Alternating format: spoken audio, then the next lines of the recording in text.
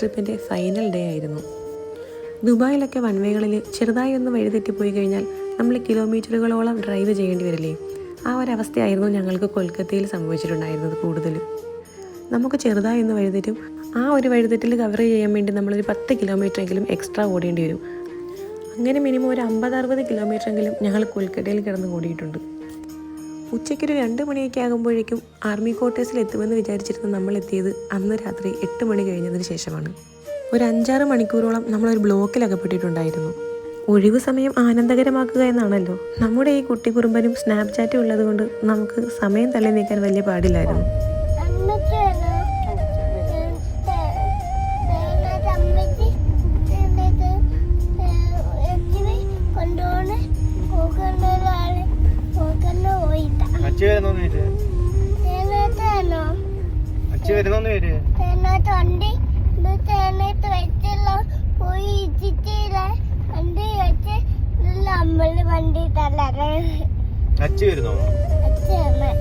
ചിമ്പ വരുന്നോ?